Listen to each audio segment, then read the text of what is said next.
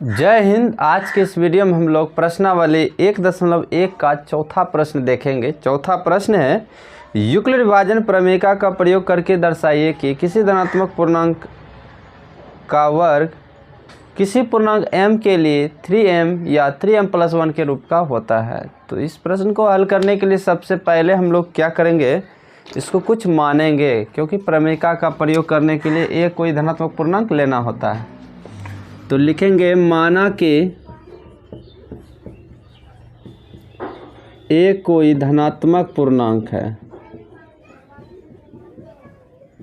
कोई धनात्मक पूर्णांक है तथा b बराबर 3। b बराबर 3 क्यों मानते हैं? क्योंकि 3m या 3m+1 का रूप दिखाना है। इसके बाद यूक्लिड विभाजन प्रमेयिका से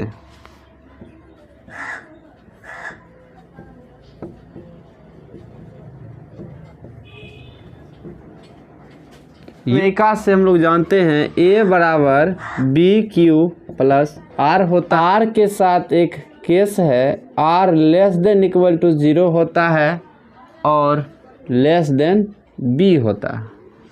इसी को हम अगर थोड़ा सा आगे बढ़ाएं तो यही है, b का मान बदल देना, 3Q+R का रूप ये हो जाएगा, क्योंकि b का स्थान 3 ले लेगा।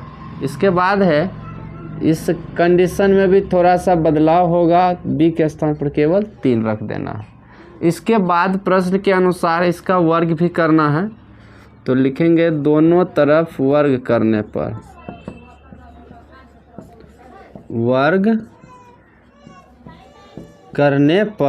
दोनों तरफ जब हम लोग वर्ग करेंगे तो a² बराबर हो जाएगा 3Q+R²।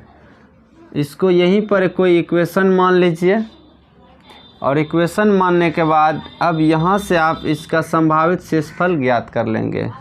लिखेंगे, संभावित शेषफल, संभावित शेषफल जो है वो 0 से शुरू होगा और 3 से छोटा जो भी पूर्णांक है सबको रख लेना है। 1, 0, 1, 2, इसके बाद 3 से छोटा केवल इतना ही है, तो 3 नहीं होगा। तो सबसे पहले देखिए 0 लेंगे। जब r बराबर 0 तब a² बराबर हो जाएगा 3Q+0² बराबर हो जाएगा 3Q²। देखिए 3Q का वर्ग है, तो आप इसको बाहर निकाल लेंगे, 3Q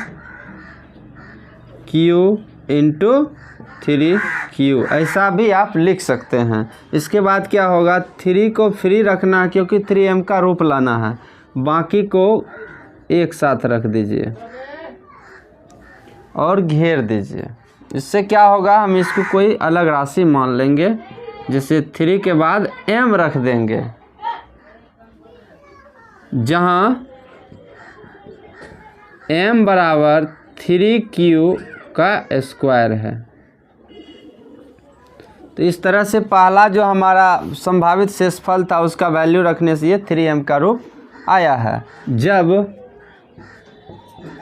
r बराबर 1 तब इसका क्या वैल्यू आएगा, तब a² बराबर 3Q+1² तो देखिए a+b का होल स्क्वायर जो है वही फार्मूला सेट कर देना है। तो पहला का स्क्वायर प्लस 2, a के जगह पहला और b के जगह दूसरा वैल्यू प्लस b², ये हो गया a² + 2ab + b²। अब इसको थोड़ा सा हल करेंगे तो ये 3Q × 3Q प्लस में 6 भी लिख सकते हैं, 6Q प्लस में ये 1। अब देखिए, तो दोनों में 3 कॉमन है, तो 3 कॉमन ले लेंगे, बाकी जो बचा उसको लिख देंगे। तो ये बचेगा 3 और Q² प्लस 6 है तो 3 दूनी 6 और क्यू भी बचेगा। इतना दूर ही आप कॉमन लीजिए और प्लस में 1 रहने दीजिए। इसके बाद देखते हैं हम कि यहाँ जैसा रूप हम खोज रहे थे वो आ चुका है।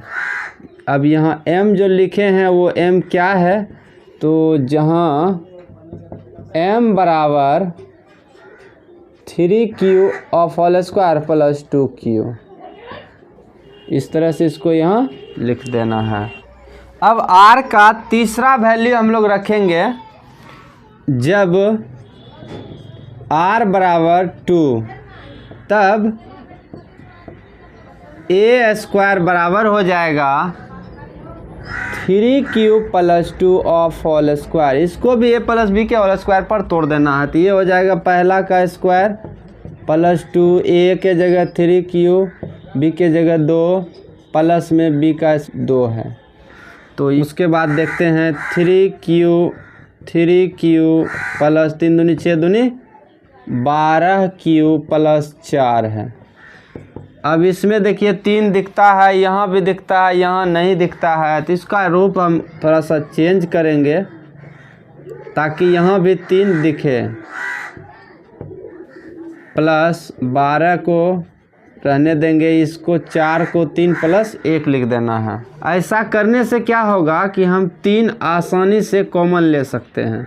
तो ये 3 कॉमन ले लिए, बचा जो उसको लिख दीजिए। 3q का स्क्वायर है प्लस 4q प्लस 1, उसको छोड़ दिया गया है।